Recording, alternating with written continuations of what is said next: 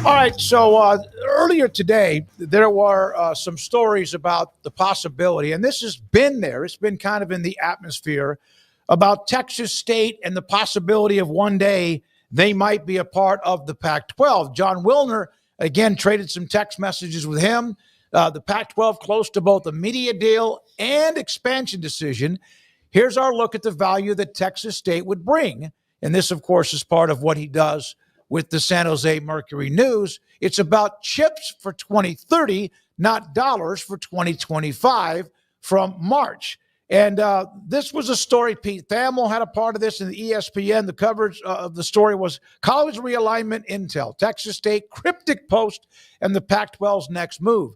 Kelly Damphus, from the president of Texas State, had put out a picture of two beavers, like in a creek or a river or whatever, and everyone kind of went, oh my God, what is she trying to insinuate?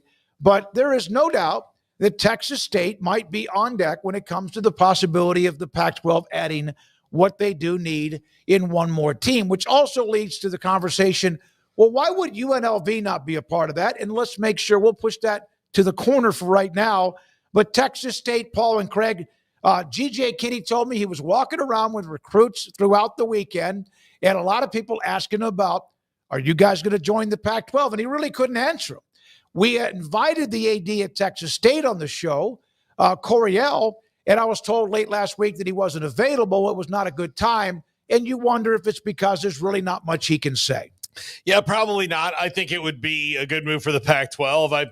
I don't know if it's a great move for Texas State or not. I mean, I think it'd be a good move. I mean, look, the Sun Belt's a good league though. So as far as G5 leagues go, it's a fun league to watch. It's very cool. So we'd see, but yeah, I think Texas State is the logical one. I think UNLV needs to be something in their future because they're going to want more than 8 teams to play football. They're going to get to it probably at least 12 so that their strength of schedule metric can maybe somehow get on a higher level than with the other compared to the other G5s. I mean, I don't think that there's going to be any kind of thought that in the next 5 years that all of a sudden these schools are all going to jump up and be a power conference again, but they could be a very, very good group of 5 conference. And Texas State, I think, is a school on the way up, and it's in Texas. There's lots of recruits. So why would you not want to have that? Yeah, I mean, I think there's a lot of different parts to this, the fallout from it, the trickle-up effect of it as well, and we saw that in the story, but on one of those graphics as well. Can get to that in just a second. But the Texas State part first, I mean, that's been the big rumor. That's remained the rumor. That's been the one team that's seemingly remained engaged this entire time, unlike a Memphis, which is mentioned in the article. And I know I don't know so much anymore, but back when the Big 12 was initially expanding as an act of survival post-Texas and Oklahoma, Memphis was one of those oft-mentioned teams. And obviously they went a different direction with Houston and BYU and Cincinnati and UCF. But Memphis was, along with Boise State, in that group of teams that were apparently being looked at and talked to, and it didn't work out. And I know it was weird because Memphis people chalk that up to like, well, I've heard there was never anything there. Do you remember that? There was always like, there was never any smoke. It's like, then how do they get mentioned in literally every article about expansion? There's maybe not smoke in that it's happening, but there's smoke in that clearly they are looking to make the move at some point or another, right? And so they were mentioned here again, but as a team who doesn't really have probably any realistic power options for another few years. And so in the meantime, they are looking at the possibility of a split, I guess, affiliation with, basketball being a part of the Pac-12 and football, things going to the Big East, and then having other sports play in a different league. So it remains to be seen on how that will work out for the Memphis Tigers overall. But that is a team that they do at least give credence to the fact that it's a good school that's definitely trying to find its way up, and they're just kind of in a weird spot where it's not exactly what they want, and there's other routes that they continue to go. So they got mentioned there. Tulane, just no interest apparently. And then you had, a couple of others that got talked about for the Pac-12, like Rice. But I never really saw the power behind that move. So Texas State is where you eventually find yourself.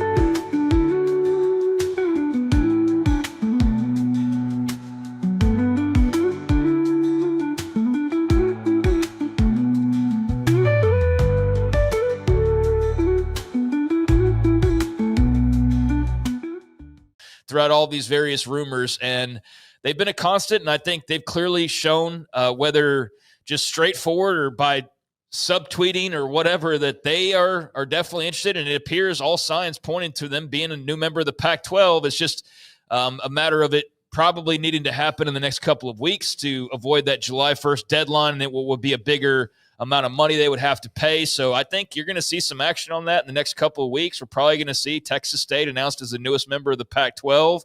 That would give them their 8 football schools that would meet that threshold that they need.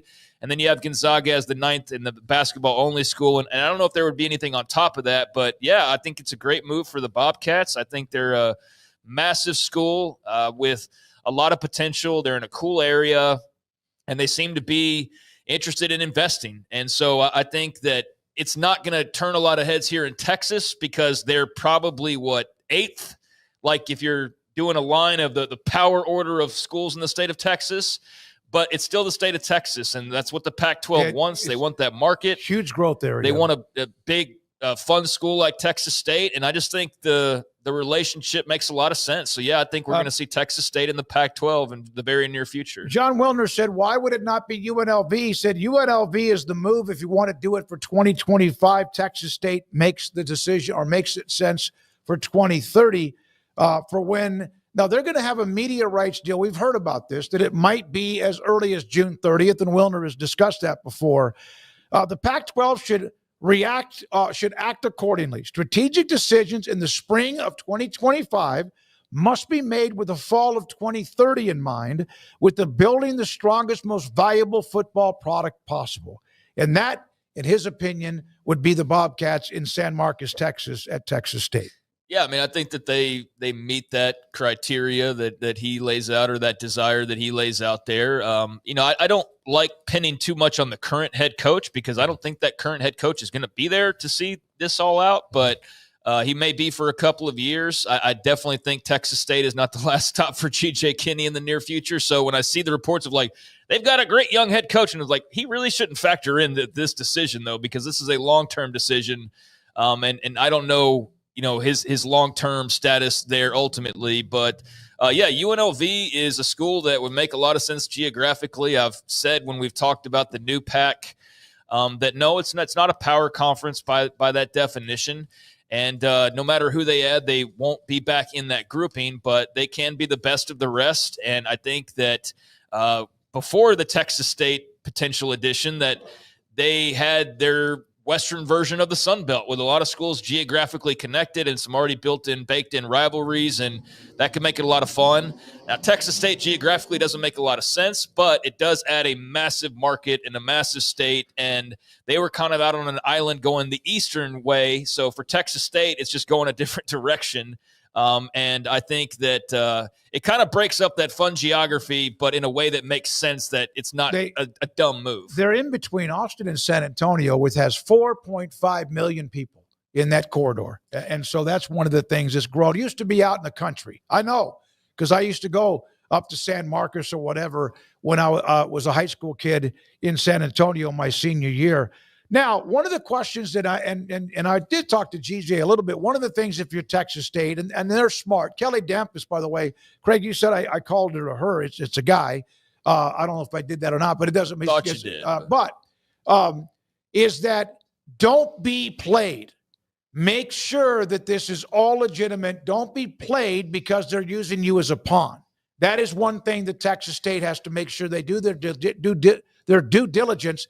And it appears as if they are the play. The Pac-12 is more than just using them, not using them at all as a pawn, that they want Texas State to be a part of the conference. Seeing it, you need a team to get you to 8, using somebody as a pawn to get to somebody else. When you're the one who really needs somebody as well. I think the Pac-12 doesn't need to F around. They don't need to do that. That's not something they should do. They shouldn't get smarmy about that at all. They need to just make a deal. And look, I know that they need to get to 1, but this is not going to just stop with them eventually, because they'll try, again, 8 football teams is good, and it's the bare minimum that they'll need, but they're going to want to be at a higher number at some point. Central time zone, again, a sprawling school, a huge area.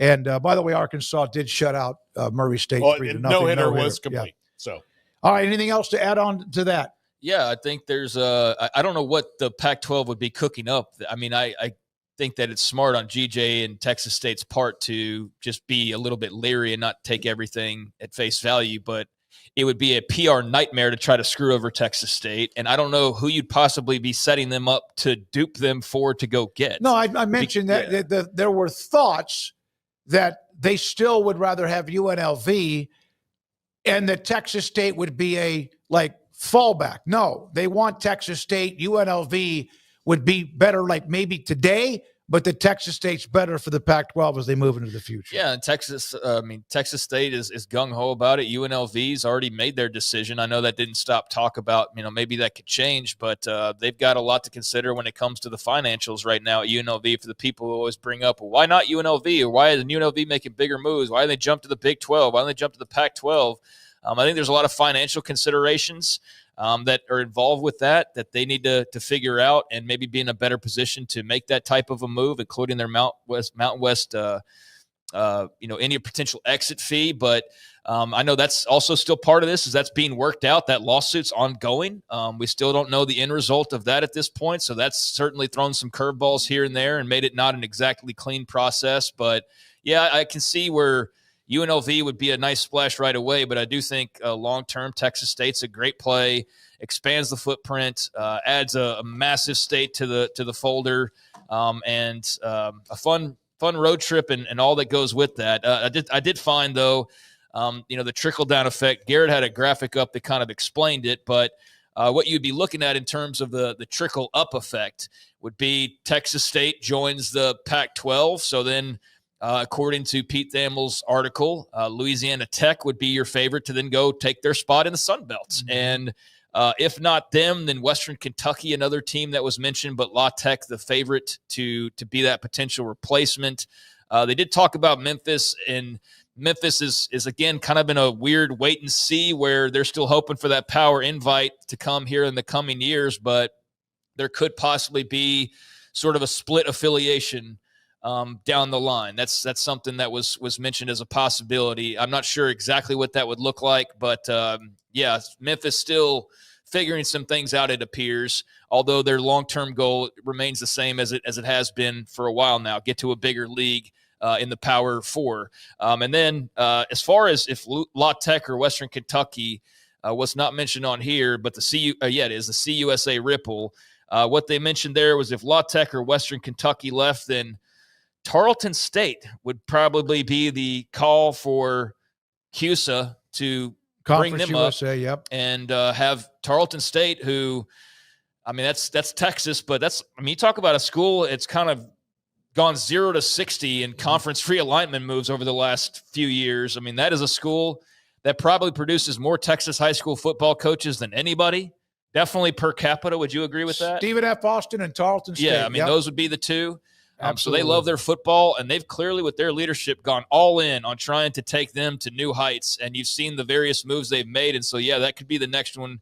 The trickle up would be Tarleton State jumping up to Conference USA. But the other part of this I did find interesting, and this was I don't know, typical Pac as far as recent typical Pac, but they did mention the money figures and that being involved of what the TV deal would look like. And I just couldn't help but kind of chuckle. No disrespect to the fans out there, but just the way things happened a couple of years ago, that there was like a $10 million per school figure, I guess, with the bandied about TV deal that they were expecting. Well, guess what? They're not going to probably get to that $10 million. The consultants were wrong again and probably inflated that, and it's going to be a little bit less than that. It'll still be more than Texas State was making beforehand. So to them, it's still good, but I just couldn't help but snicker a little bit. When it's like, oh, the TV consultants in the Pac-12 overinflated their value again. Oh, I can't imagine that. Where have we seen that before? Didn't they say $40 million? Yeah, it was $40 million. Yeah. So we've gone down $30 million in 2 years' time, and I found that humorous. No. Let's remember that part of the reason they kept going back to the drawing board is that they had some faulty research that was pushed by a couple of school presidents that said it was $50 million a year that they should be getting. And they went to Fox and ESPN and they're like, okay, I know that you think you should, like, I get this is how this works, negotiation. You say 50 and then we say 38 and, or then we keep moving on in the middle. And the Pac-12 kept going 50. Yeah. And they would be like, no. And they're like, 50. And they're like, okay, this is not how negotiation works. No, it's like we're going to offer you 40. How about 50? How about 35? How about 50? How about 30? How about 50? How about 25? Like that's how that went. That's literally how it seemed like it went. We have a professor that did something here that says it should be worth 50. Well, we have a bank that says you're only getting 30. Yeah. So, now, you and the bank and the professor can argue all they want, but By the way, the per school, per year, per team, whatever you want to say when it comes to the payouts. Right now, Conference USA somewhere in that $2-3 million a year. The American Athletic Conference is at about $5 million a year. The Mountain West, the new deal, is close to $8 to $10 million a year. And the Pac-12, of course, would be somewhere in that same neighborhood.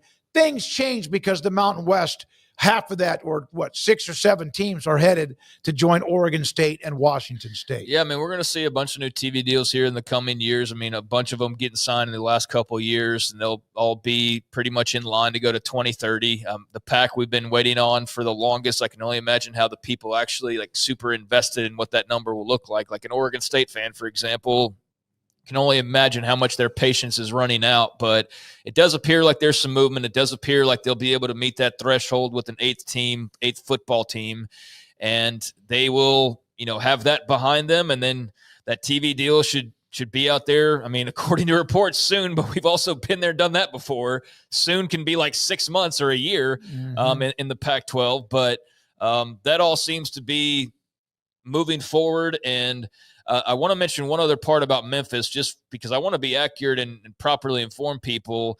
Not only are they looking for a bigger prize ultimately, we know they've tried to go to the Big 12, the ACC even, but Thamel did mention in the article that the big hiccup for Memphis, or one of them, is the exit fee. And I don't know if I mentioned that or not, but with the American, if they were to leave prior to the 27-month mark, talking about a $25 million buyout. Yeah. And the Pac apparently offered them $2.5 million. So we'll give you, hey, that's better than nothing. But that means you're on the hook for 22 that's and change. That's how you go in debt. Yeah. So I don't think that that's something they're interested in. So that's also playing into Memphis not being all gung-ho about that. But, there is the possibility they could do some sort of other special type of arrangement. Texas State could open up yet another school in Texas to be a part of the Pac-12, which would also then cut down some of the travel time. Would also give you 2 schools in the central time zone, which is something we're normally used to. We're used to like going East Coast, Central, and Mountain, and then West Pacific, but they're coming the other direction. So there's a chance. You got to give Tarleton State a lot of credit. Steve Urias and that group, among others, have done an incredible job of putting themselves in position. If in fact that time comes, whether it's Pac-12 or somewhere else, or the Conference USA, as Craig remembers.